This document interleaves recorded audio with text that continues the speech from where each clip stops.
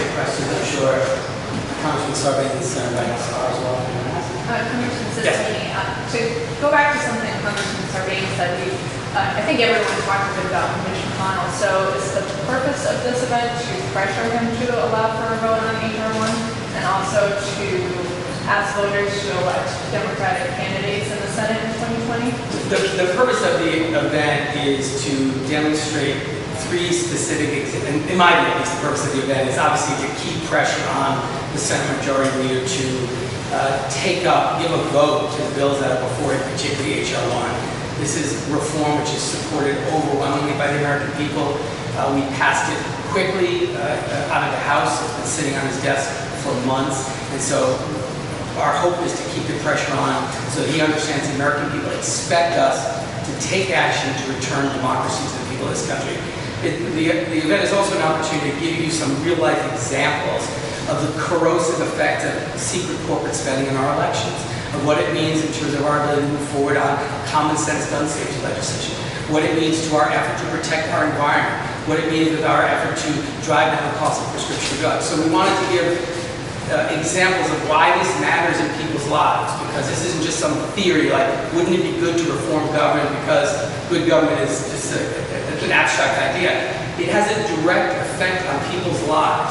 The corrupting influence of money and its impact on public policy is hurting the American people. And so this event is about underscoring the urgency of HR1, why it matters in people's lives, to acknowledge the work that's been done in the House, and to call upon the Senate President to bring that bill. And if he doesn't bring it to a vote? Well, my view is the American people are not going to tolerate it. If the Senate Majority Leader refuses, as Congressman Sarbanes says, if he continues to block the entry of the American people into their own democracy, I think he and the Republicans who are supporting that position will be accountable in 2020. That's certainly what Senator White House and Congressman Sarbanes said. I mean, I would just add that, Speaker Ryan, when he was Speaker of the House of Representatives, was blocking a lot of good legislation that Democrats were bringing forward in all of these areas, including reform. He wouldn't let it on the floor. You remember the sitting we did around gun violence. That was because he refused to let what we view as the voice of the people onto the House floor. So the country saw that in 2018 by reconfiguring the makeup of the House of Representatives so that now we're able to get this important legislation onto the floor. So this is very much about recognizing that the people sometimes look at Washington and paint us with a broad brush. They're all part of the same problem. Democrats, Republicans alike. One of the things we're trying to achieve is point out, no, actually, Democrats are bringing really good legislation on a whole host of topics to the House floor. We're passing. The problem is not there. The problem is in the Senate because Mitch McConnell has the ability to decide what will come to the Senate floor. So we hope that people will begin to recognize that that's where the issue is, and that's the challenge or the problem or the obstruction or the resistance that needs to be solved. And we're going to keep making that point over the next 12 and 18 months. So I think that's part of the process here. Let people understand, there are folks in Washington that are working on this, that have done good things. We have to pinpoint where the problem is. And right now, that problem is Mitch McConnell on the Senate side. And you talked about, in 2020 you said Americans have a choice to either elect reformers or hand power to a demagogue. By demagogue, are you referring to the President, Donald Trump, or are you referring to... Well, I was making that comment against the backdrop of people being angry back in 2016, and they had someone come along who was President Trump and offered to drain the swamp and solve their anger and so forth. He hasn't followed through on that, as we know. So people ought to look at the two different avenues to pursue when it comes to how they can fix the system and fix Washington. And I think they should choose the 2018 example, which is where you have real reformers arrive in Washington, equipped to make a difference and follow through on their promise within the first 100 days, rather than the model that we saw from 16, which is becoming essentially turn your power over to someone who it turns out is making false promises. So that's kind of the choice people have that they can make in 2020, and we're very confident that the right choice for themselves and for their own communities and for their own power. So when you were talking about a demagogue, you were talking about re-electing President Trump, right? And just one further evidence of the different choices the American people faces. The freshman class, before they were sworn in, wrote to the leadership of the House and laid out their expectation that HR1 or the bill that contained most of those provisions be a top priority for the House. That was one of, or if not the chief reason that they were sent to Washington was to fix this broken system. And so further evidence that was the opportunity. Perhaps one last point from the Senate, which is to remind everyone how strongly Mitch McConnell was for disclosure before he was against it. When the issue was campaign finance limits, McConnell's position was, oh, not that, not that. Instead, disclosure. As soon as Citizens United blew up any meaningful campaign finance limits, then disclosure became the issue, and he did a complete 180.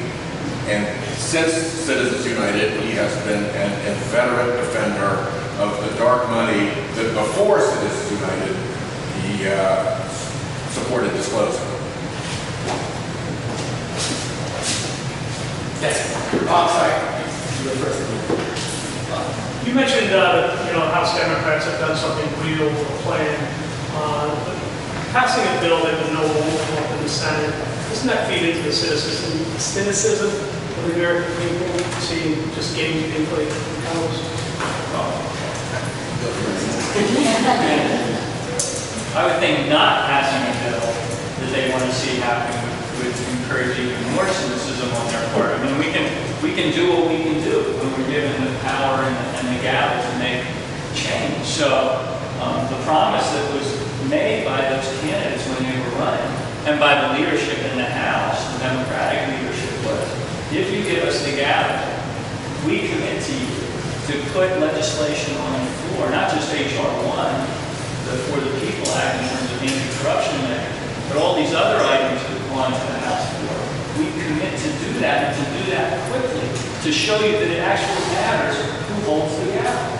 So I actually think if people understand that that's what we did, it's tough to break through the noise these days in our politics so people can actually hear what you're saying. But if people see that we made a promise, we followed through, I think that'll do wonders to begin to address the cynicism that people have. And then they should rightly place their demands in the place where it belongs, which is where the resistance and the obstruction is coming from.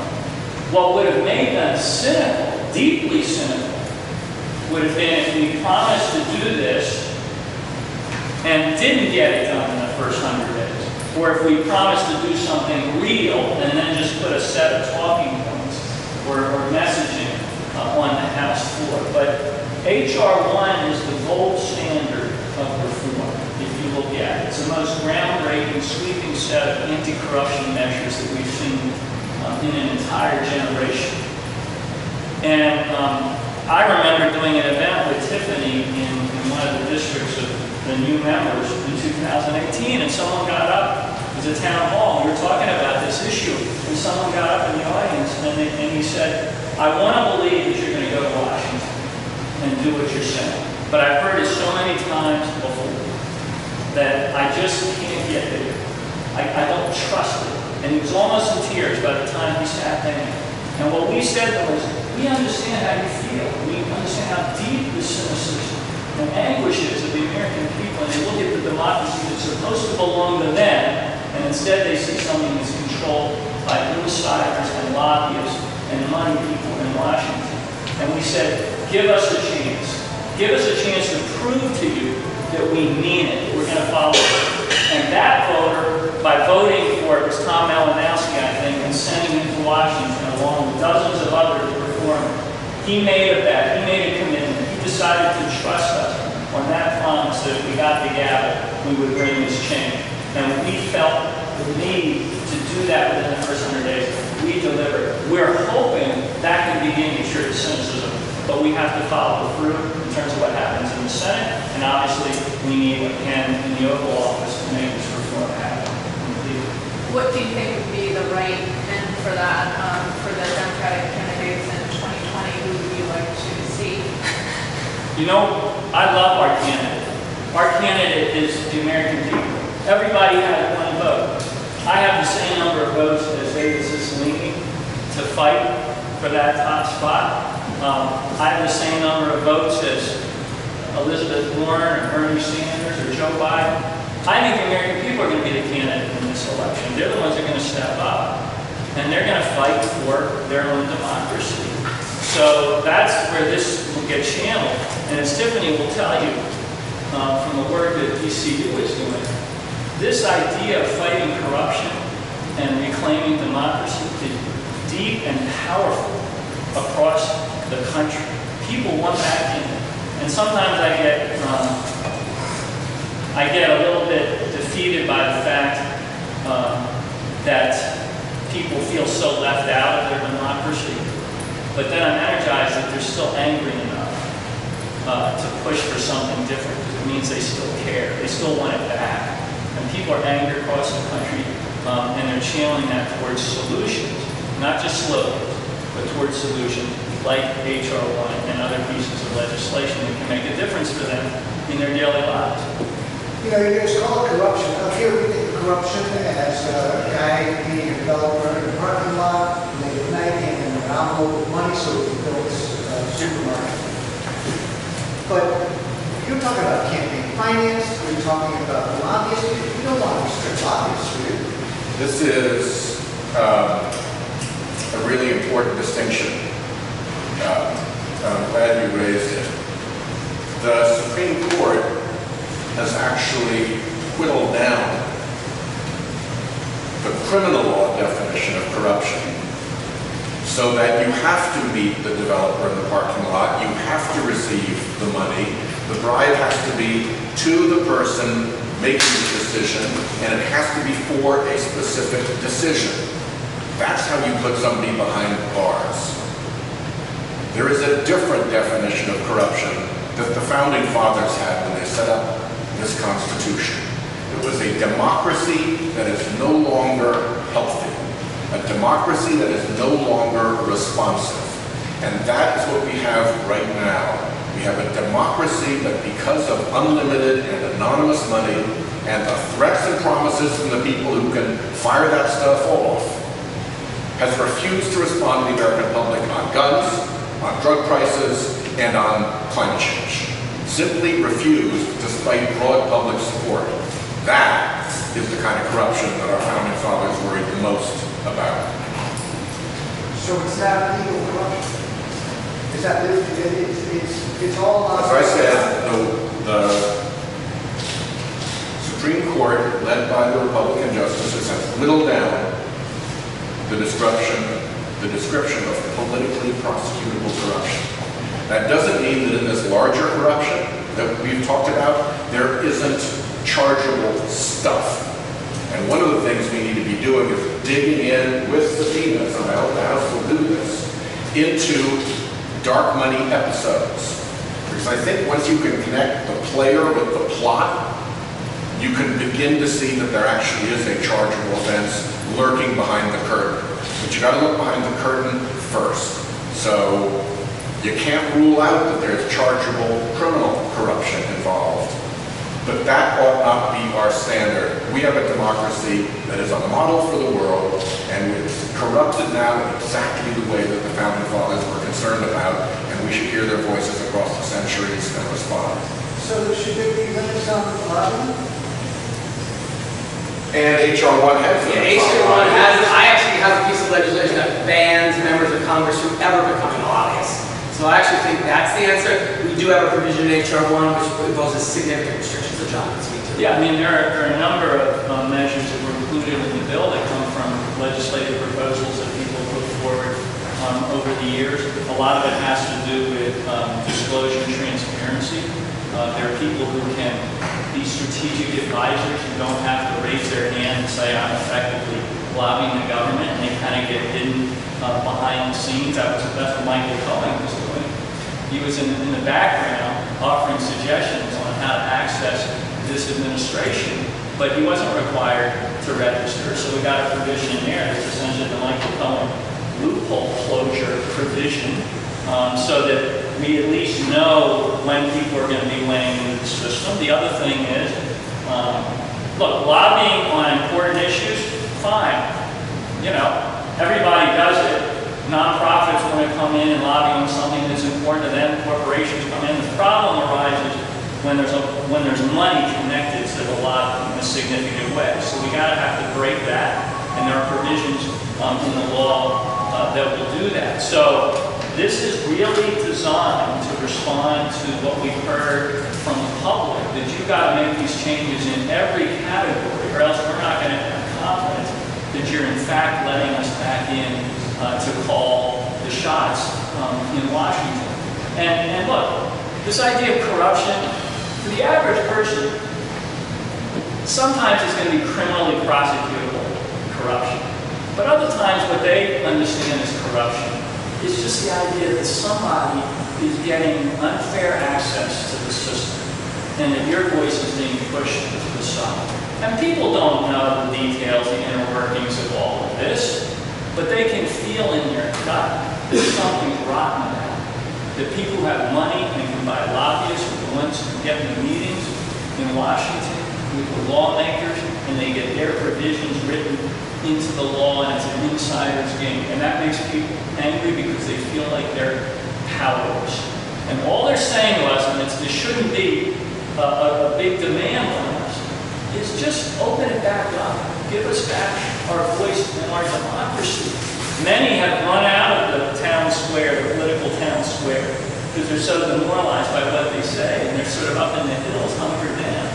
What we're saying, and I think HR1 reflects it, come back. Let's fight for our democracy together. Let's make this change.